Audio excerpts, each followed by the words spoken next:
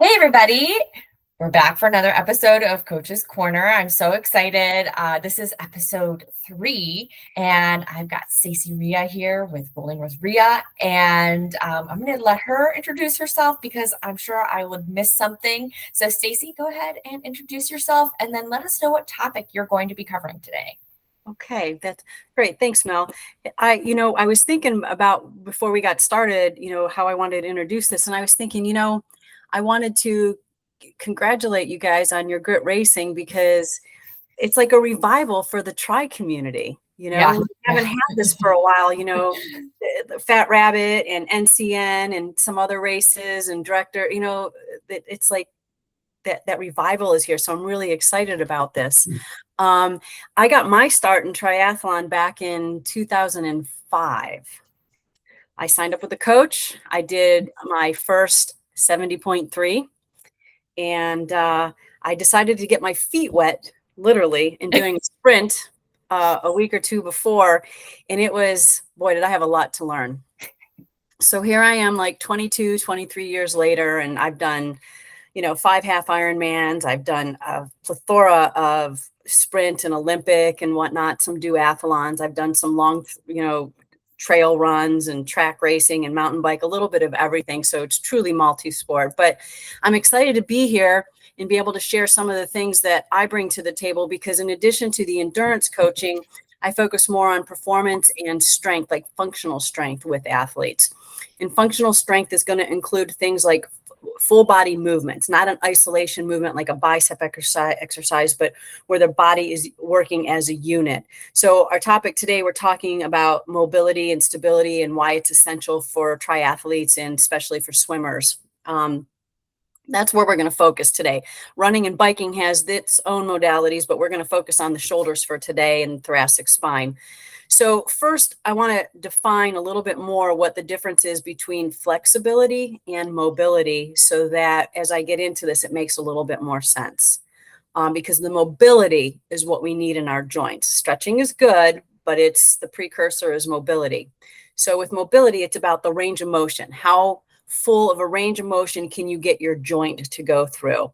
So if we're looking at the shoulder, we've got, that 360 degrees of motion, just like we do with our hips. So if you can't get that catch and reach and pull because you can't work the shoulder out of, in the right position, that's what we're looking at from mobility standpoint. We're working with neuromuscular versus like soft tissue for flexibility, where we're elongating, passively stretching the muscles.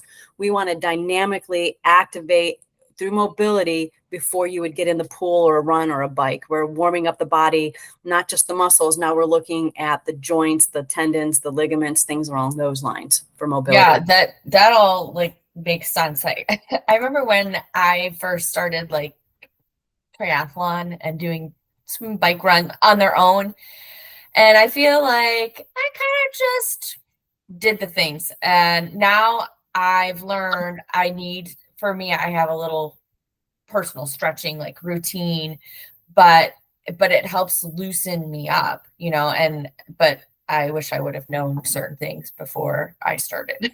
Exactly. And that's where, where you have those of us that are on the coach's corner being able to explain a little bit more detail. I didn't know anything about that when I first started either. But for the athletes that are 40 plus that are not doing mobility, especially for the women, we're looking at perimenopause, menopause, the elasticity in the joint starts to diminish. There are more and more reasons to do mobility as we get older, but so essential to start it in the beginning. You made a point. I forgot what it was, but with the mobility, just to give you an idea. Okay, we'll come back. You'll get back to it. I'm sure it'll come to you somewhere. Your head goes like 100 miles an hour. Where can I go? What can I explain? What can I share? How is this going to benefit those that are listening? So one of the things I do through Rolling with Rhea is I definitely incorporate the functional strength training, because there is a difference between functional and strength. Not a lot. There's some overlap, but there are some differences. Mainly functional, again, includes working with the body, versus just like an isolated movement, like leg extension. That would be an isolated quad movement, but we don't use just the quad on the bike. So a closed chain exercise like a squat is going to be more of a mimic. And then when we can get into single leg, unilateral stability work, which is another conversation. But so what I have my athletes do is I give them a really good warm up, because that warm up isn't just warming up the muscles. It's not just about getting the heart rate going. It's about the fluids that our joints create, the synovial fluid, kind of like an oil lubricant, like for a car, neuromuscular and the physiological aspect of things. We want to get that going. So the dynamic warm-up mimics some of the movements that you're going to be doing, whether you're swimming, biking, running, or lifting weights. So I like to carry mini bands with me. They're like the shorter bands that are about this big, and do a nice warm-up, I should have grabbed one. Actually, I have one right here. Might as well demonstrate, right? Don't travel without them. Seriously, like that's the thing, is like always. Oh yes, exactly. This Take little them pack with you. here is like $10. Mm-hmm. And you get everything from extra light to heavy bands, all these fun rainbow colors. And let's pick this blue one here. I just want to do a little demonstration. So one of the things I do too with all the athletes I start with, and even if you're not coaching with me and you wanted an assessment, I do a head to toe, joint by joint assessment to see how you're moving. Because if your mobility isn't there, let's just say you go to do, again, I'll use the swim as your stroke, as you're pulling that stroke up. If you can't get your shoulder in the position it needs to be, now you have a shortened reach, a shorter pull, less power. So the more you can get that thoracic spine to twist and the arm to elongate the way it should through the range of motion, the greater your power, force, and pull will be in the pull. So one of the exercises, very simple. This is a light band, just starting with my arms here parallel to the ground, to the floor, and coming out wide, squeezing my shoulder blades together. I'm working into my rotator cuff muscles. There's 5 that make up the rotator cuff. And then you have what I call the house muscles, your anterior, your medial, and your posterior deltoids. Those are going to get warmed up too, but I'm directly taking that shoulder joint and moving it back and forth and using the smaller muscles to warm them up. So you're talking like 5 to 8 minutes. You're working your thoracic spine, like a standing wall reach, working the hips, getting the mobility in through the hips, a 360-degree move. We work in a sagittal plane most of the time. 85% of what we do, swim, bike, run, walk, hike, sagittal. We need to be moving in lateral movements. So that's what the bands allow you to do. So again, that mobility, working into the shoulder of the thoracic spine. Again, I'm just going more with swimming right now versus running and biking. Good way to get started and using the bands. There's several different exercises that we can do. Yeah, and don't discount those extra light bands, because you do enough reps and you're like, why do my arms hurt? And you're like, because you're using them a certain way and you're not used to having your muscles move a certain way. And so that's why you're saying use these for a good little warm up. Right, that's a really good point, because this light band, and I'm doing 15 reps, if I'm working my body right and I'm pulling those shoulder blades together, I'm feeling it back here, not just here. And the idea is this isn't about strength. This is about warming it up. It's about priming the muscles. I call it priming. I always do a primer set before I go into a heavy set with somebody. So we're getting that body ready. Most of the people that I see, whether they're triathletes or cyclists, shoulders, knees, and lower back are usually the 3 big areas. You get overuse injuries, you get impingement, reaching that shoulder, especially if you don't have that full range of motion. But again, the light bands are just what you need to do and to get you, in the pool, injury-free, greater force, strength with that. Yeah, exactly. Yeah. I love those bands. Like, seriously, Chris and I have our own set. So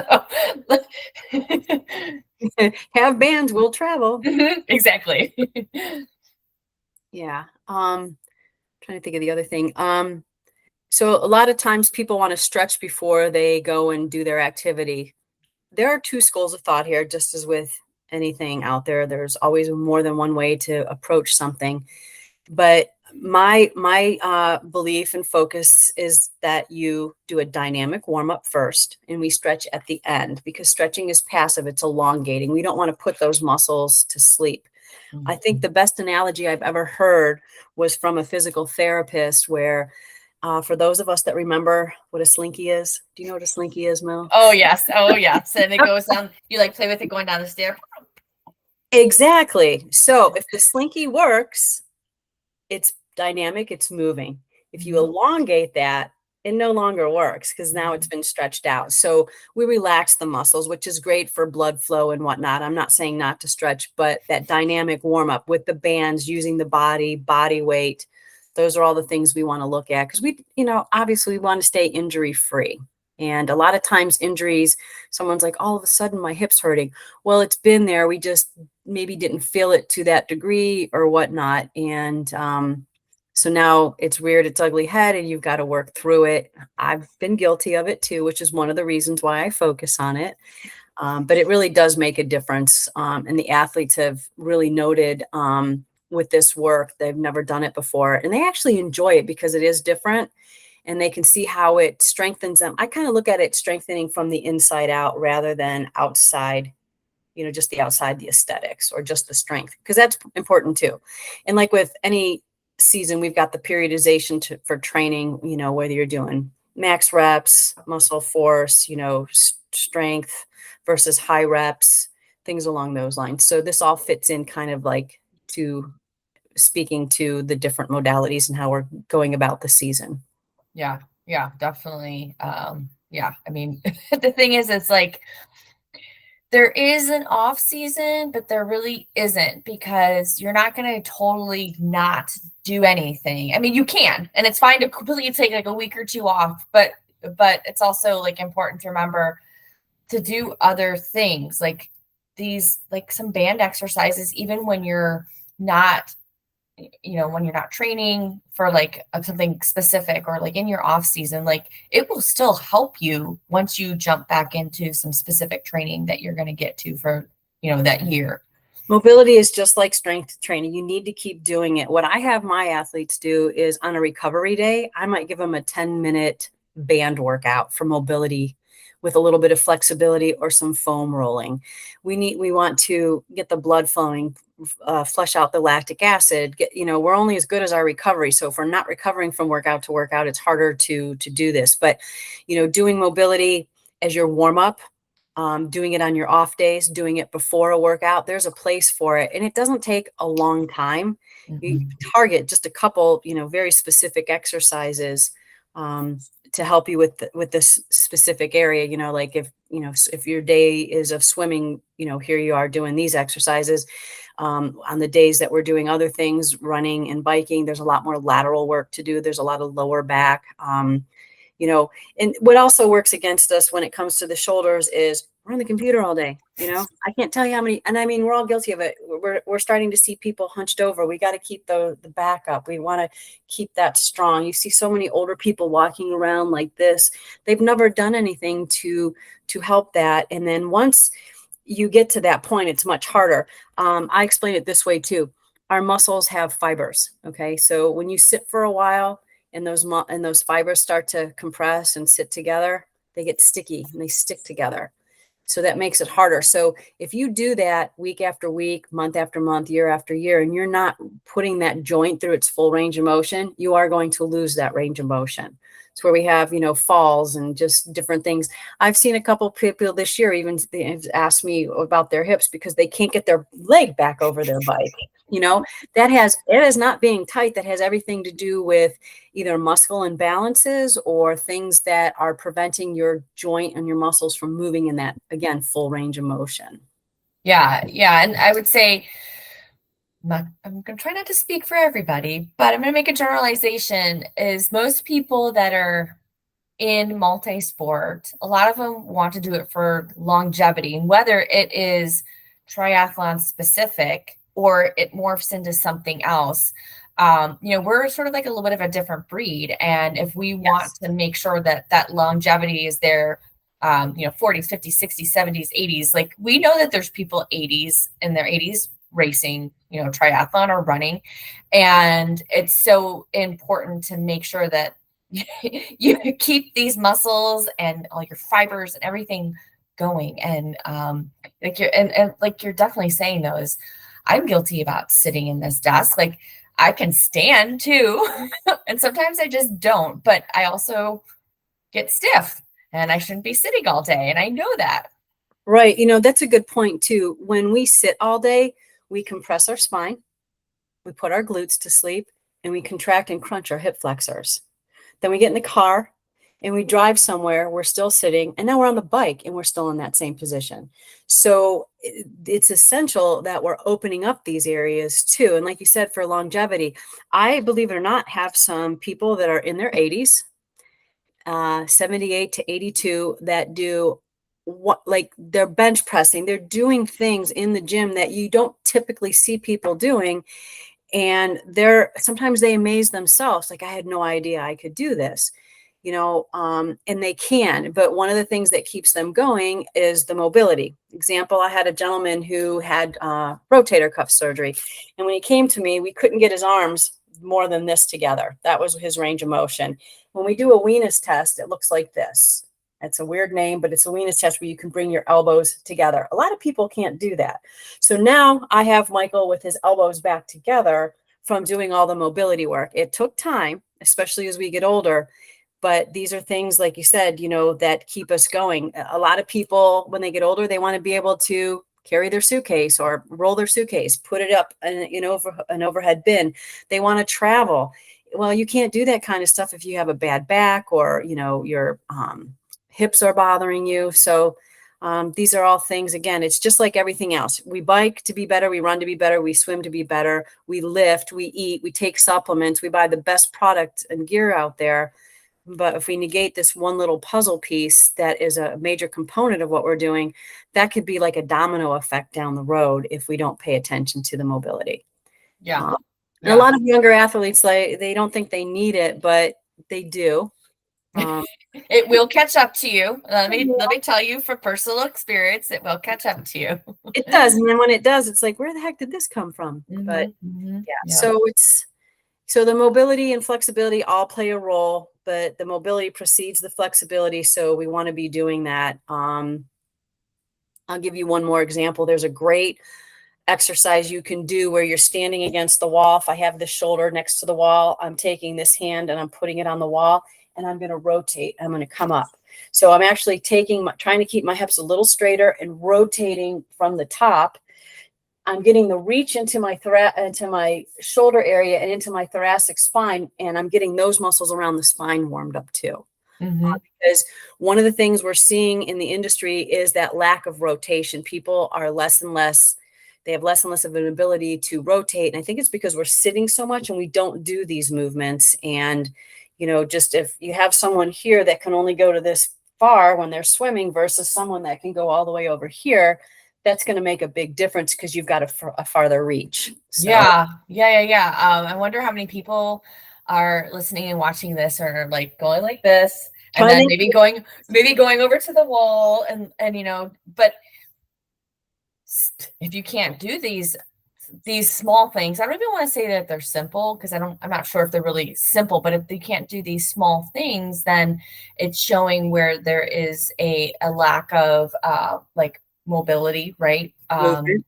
And what are some other specific things that people can do for swimming to make sure that they're being as mobile as they can with their upper body? I mean, yes, we need our lower body too, but most of the propulsion does come from your upper body, right, as you're moving through the water. So your body, yes, your shoulders and your thoracic spine are the two that need to be the most mobile. So I'm going to answer your question, but I want to state this first because this is important. A lot of people don't realize this. If you came to me and I did an assessment and your arms were like this, okay, that means you have a pretty restricted range of motion on your left side.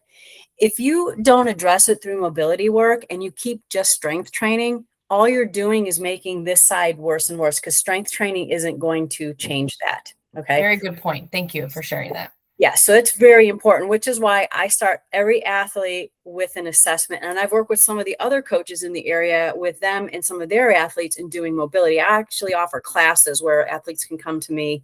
I do them in small groups, like 4 or 5, so I can give you that individual attention. And I'll go through a whole series of movements from head to toe. But specifically, since we're talking about swimming and we're looking at things, for that, there's so many different things we can do. I showed you the one with the band where you come in and out, even laying on the ground and just moving your arms back and forth. I don't know if you can see me, but I'm kind of going back and forth with both of them, working them. There's what we call ITYs, where you're working the posterior delts and the rhomboids and, all the muscles in there. These are just, and you warm up. You do these mobility exercises before you strength train. So I'll do either the bands or what have you in preparation for those movements. But I don't think I answered your question completely, did I? Oh, I was just asking for specific exercises to, get your upper body more ready for like swimming, but, not so stiff. So you did mention a few things. Was it the IYTs? Like I've done those, and isn't it's like IYT, but then like you put your arms down, is that like a W or something too? Like all of them? I forget what they all are. But here's one of the things that form is so important. And I'll spend a lot of time on form with people. I'm going to give you an example. It might be harder to see here. Which example do I want to use? So if we were face down doing the ITYs, okay, and I'm coming out this way and I'm just doing a simple movement, I'm getting my lats. I mean, my medial delts. But I want my muscles in my scapula to be working back here. Movement needs to start from back there, not here. And a lot of people, so it's that mind muscle connection. You can go through a range of, you can go through the motion. A lot of people don't do their back rows right. When they're sitting down doing a row, they grab that weight and they pull it. It's the right movement. But what's happening is because they're just pulling without thinking of their back and pulling those shoulder blades together, they're getting a bicep workout more than anything. So that's one of the things step back and do is teach you that proper movement. If you see how on my arms are coming back, I'm not even pulling yet. And now I pull, I get more movement there. So these are things that are really important. It's not about the load and it's not always about the weight. It's the proper form and the time tension.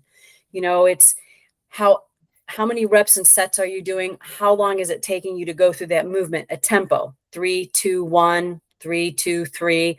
There's all different things, but that form and that function is most important. And if you're not engaging the right muscles, you're still getting benefit, but you're not getting the full benefit. So just even those little things can make a big difference, because now if you're not going through the full range of motion and doing that back exercise, you're strengthening on a limited platform. We want to get that whole platform open, that whole area, so that you can move freely. So there's things that we do like a halo where you bring the weight around. I'm working my shoulders in every degree of motion. You can take a bar, bring it forward, bring it all the way behind you so your arms are behind you, coming up. There's some like thread the needle. I can give you so many different exercises to do, but then we also want to do some for our hips and our lower back. Kneeling thoracic twist. You can do standing thoracic twist. You can do it in your office chair during the day, so these are the things that I like to bring to everybody's attention. And then, just even different exercises that are non-traditional. Stay away from the machines. The machines restrict your range of motion and they take out the stability. And you need the stability. I have my athletes do things where they're working with a bar that mimics a lot of my mountain bikers.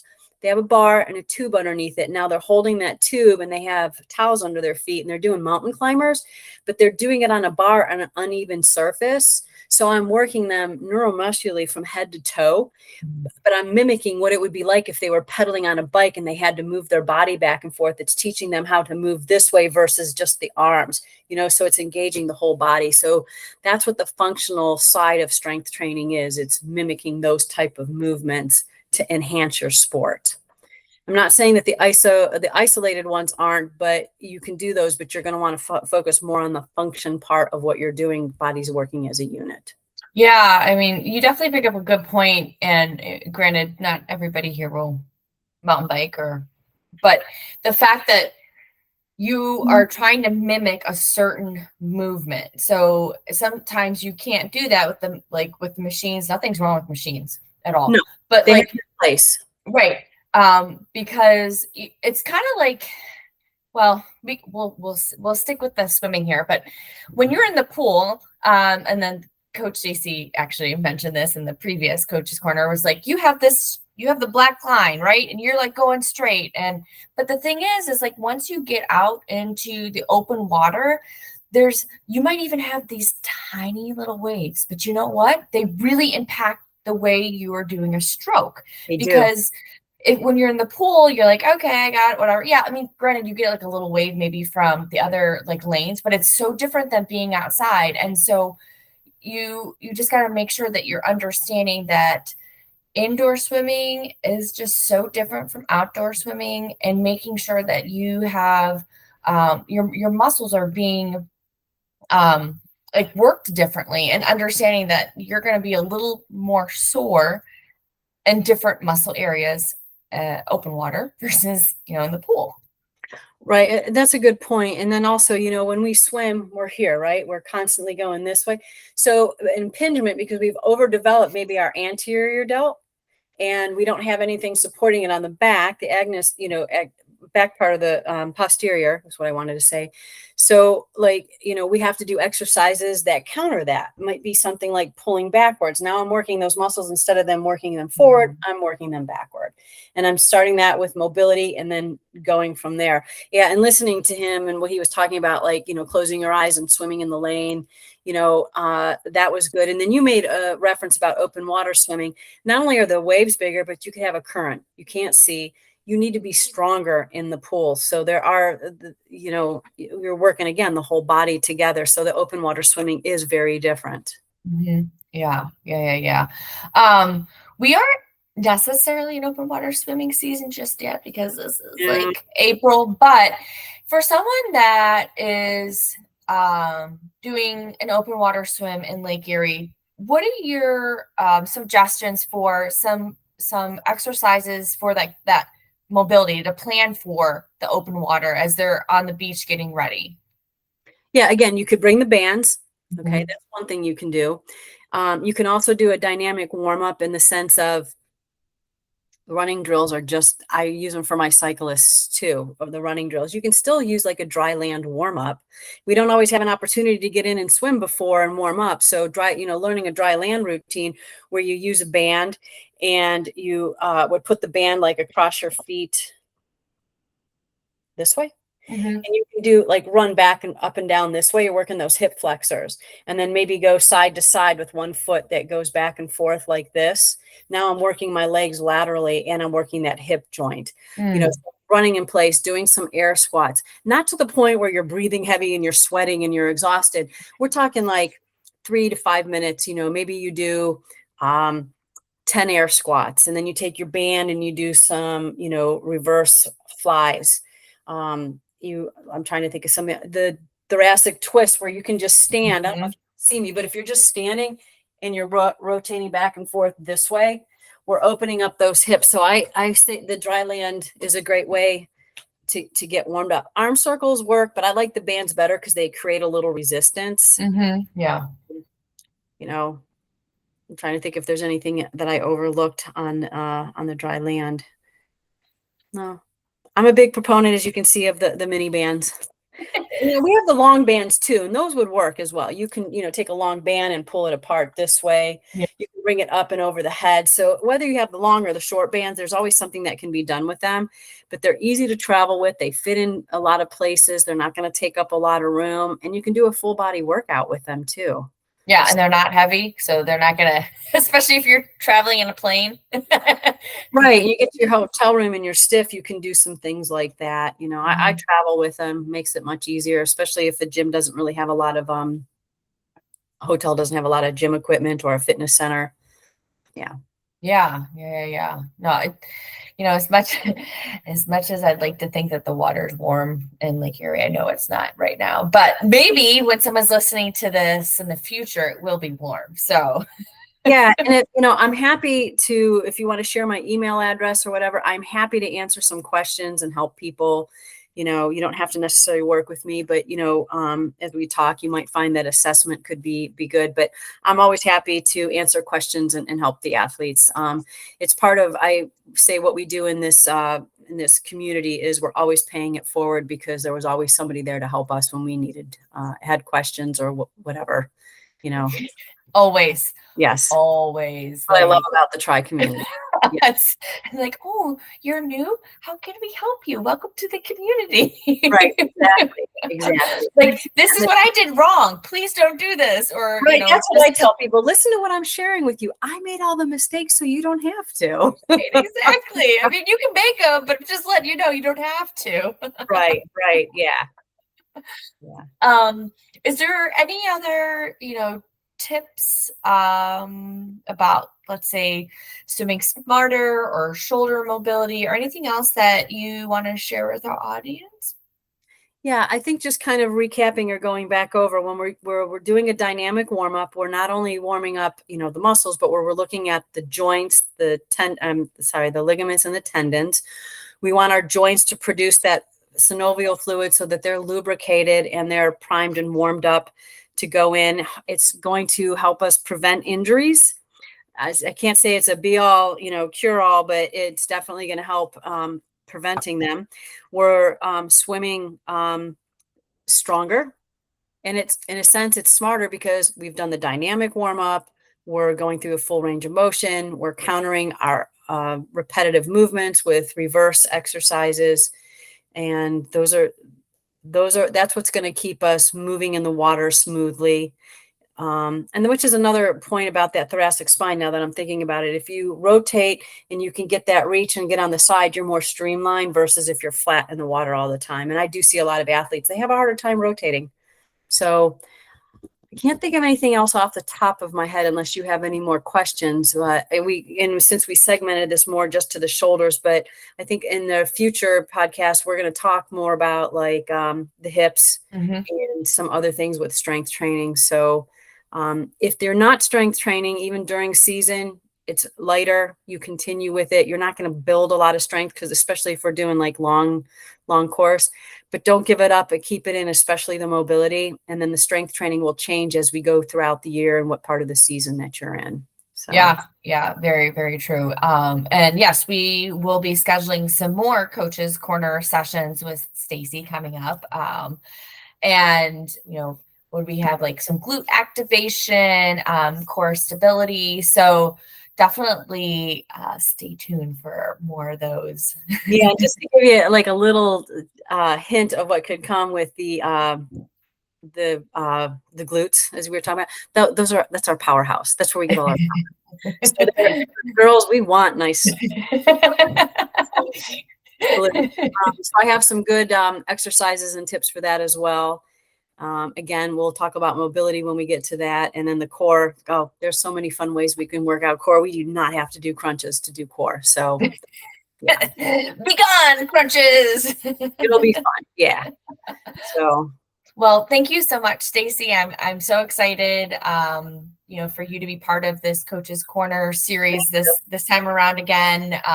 And, showing people some movements is so much easier than someone maybe reading stuff from our previous Coaches Corner.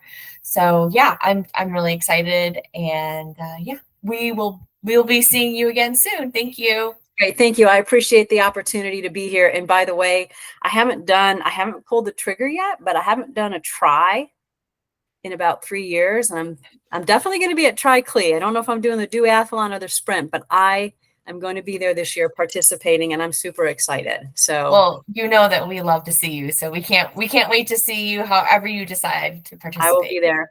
That sounds good. All right. Thanks, Mel. I appreciate the opportunity. Yeah, thank you. All right.